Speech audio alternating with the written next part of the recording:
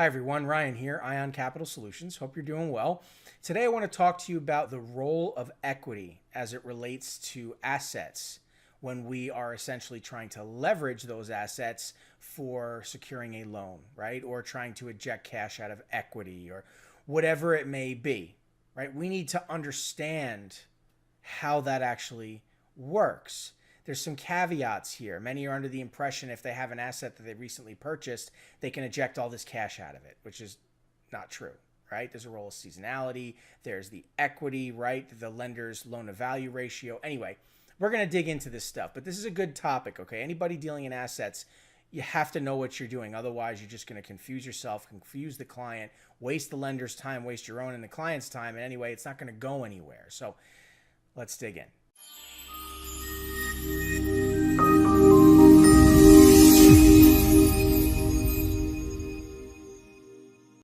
Okay, so leveraging equity, okay?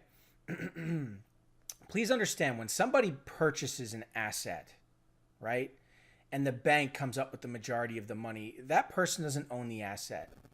The majority is really owned by the bank, right? And technically, the bank owns it outright until we pay it off. The equity we have in that asset is depending upon the amount of money that we've paid the bank, the lender, whoever it is, right? So when we consider cashing out, right, when we consider trying to place a lien, we can't put it on the overall value of the property. Okay, again, to make clear, it can only be based on the amount of equity. Okay, and it's also important to understand that even if we own it outright, it doesn't necessarily mean that the full value of that property is available in the form of a cash out refi or even a lien. So let's look over some scenarios, some information here, okay? So hard money lenders, right? When you talk to a hard money lender and you're looking to purchase a property, whether you're intending to flip that property, right, for a profit, or you're looking to refinance it and hold on to it and turn it into a Airbnb, a rental, whatever it is, you don't own the property. The lender owns the property until you pay the lender off, right? But the lender wants to see cash reserves. So how much cash do they want to see? Well, typically it's 30% in liquid cash that they want to see in reserves. Now, that doesn't necessarily mean that that's exactly what you're going to have to put down, but at the end of the day, that's what they want to see, right? They want to see of the purchase price, you have 30%. Right? That's what they want to see. So to make clear, okay? And when it comes to refinancing options, right, specifically cash out, understand that even a property you have significant equity in or full equity in, you own outright, they're only going to be providing roughly 65 to 75% LTV, loan to value ratio, of what they'll be willing to allow in you ejecting cash out, or even placing a lien on the property for in that amount, right? So if it's, 100,000, right, they would only allow 65,000 or up to 75,000, right? That you could eject cash out, or you could, borrow that amount and place a lien against the property, whatever it is, to make clear, right, or the asset, whatever it is. Please also understand that any investor who recently purchased a property and rehabbed it or whatever it is, there needs to be seasoning there before they can refinance and hold on to it for a long-term mortgage, right? There needs to be at least 4 to 6 months seasoning, and that's just for residential deals, and it can be longer for commercial deals and whatever else, and there's nuance here, and it depends on the type of deal, but you have to understand the role of seasoning. They can't immediately refinance it. They also can't immediately eject cash out of it because they don't own it, because they have to pay off the lender, right? So these things need to be understood, and you're going to have clients that come to you with these questions, and you can't just say, yep, we can do that. Send me your docs. I'm going to forward to the lender. It's just a waste of your time and everybody's time. How many phone calls did you have on the phone with that client discussing this topic? That's the problem. This is the problem many brokers run into because they don't take time to understand these things and follow the correct procedure. So if you don't want these things to happen to you, know your stuff, right? Anyway, let's talk about securing a loan, right? When securing a loan, that role of equity is still there, right? If you want to purchase, you want to say to the lender, I need $100,000 for a cash injection to my business, right? That's what the borrower wants. The lender is only going to allow them to secure the loan against a certain amount of equity they have in that asset. But it's not that simple. It comes down to what kind of asset we're talking about. Is it real estate? Is it equipment? And is it vehicles? And if it's vehicles, what's the year, the make, and the model? Is there a market of sale of that asset in the case of default? If the client doesn't pay back, the lender is going to claim that asset and then sell that asset to get their money back. Does the lender even know how to do that? Is there a market for that asset? Is there value in that asset? There's going to be a role of appraisal, right? Whatever it may be for them to determine whether or not it's worth their time, right? I once had a client who had oil rigs all over Alaska and was pulling out giant golden nuggets out of the earth the size of my head and sending me pictures. And he had between diamonds and gold and large equipment and vehicles. He had so many assets and so many different things that I thought, wow, this is going to be the easiest client I ever had. He wanted, I forget, it was in the millions, whatever it may be. And I shopped this guy around to several lenders, and the lender said, listen, this looks like a great client. And if he wants an unsecured option, we can do something for him, right? But at the end of the day, what he wants is something more premium and to secure it alongside of assets or whatever it is. And we're just not comfortable with that because we don't know what to do with those assets. What are we going to do with a 10-ton rig that drills for oil in Alaska? We don't know what to do with that.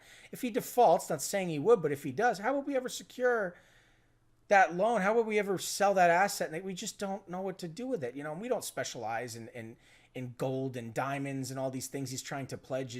It's crazy. You know, it's, if he has a piece of real estate and there's a market for it, sure, right?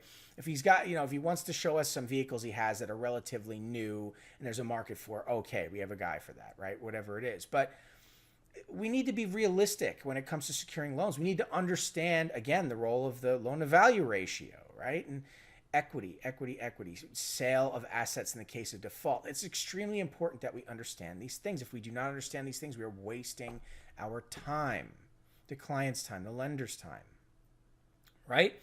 Very important, okay? Also, when we qualify clients, we should always consider equity. We should always consider assets. We should give ourselves room for flexibility. We should have a multitude of products. Anybody who's just pushing a single product or one or two products, you're making a mistake. Yes, I can understand why a person would think I need to home in on one area and be an expert in a specific field with a specific product. But the problem is you don't know what you're up against. And you don't have flexibility for the client. You can't help them with all their needs. You can't help them find alternatives. What happens when there's a decline? Is that just the end of the deal? I'm sorry, but it's just more complex than that. If somebody convinced you it wasn't, they were either didn't know themselves or were lying to you. You've got to understand how the whole marketplace works. You have to understand how the borrower looks on paper as an individual, their entity, their assets, their cash flow versus their liquidity, all of these things, their credit history. There's so many things that play into it. And there's a lot of different directions they can go. If you're a cash advance specialist trying to push a cash advance at a construction group that can leverage an asset and eject cash out of equity at a single-digit interest rate, why would they ever take your cash advance? No wonder they're not calling you back. If you're trying to provide equipment financing to a construction group that has a large portfolio that they can leverage, that they have several deals and different funding solutions that they require. They have long-term contracts and invoices with clients that they can leverage for factoring, and they need lines of credit and all these things. They have, needs well beyond your solution, equipment financing. You have no value in their eyes. You're just an equipment financing person. They're going to deal with the consultant who can become a member of their team and help them grow their business for the long term. Deal with an expert. That's who they feel comfortable with in helping their business. They're not comfortable with the niche product salesperson who's just trying to wave a rate in their face and bait and switch them and overpromise and underdeliver. And they're just not, it's happened before. It's why they're skeptical to begin with. It's why you have to cold call and they hang up the phone on you because they don't want to deal with people like that. And so you have to understand unsecured options are expensive, very expensive.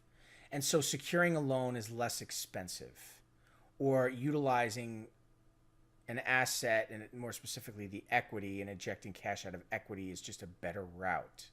So ask yourself, do you have this kind of capability? Do you even understand how this stuff works? If you don't, you should get into it because it's going to change the game for you, okay?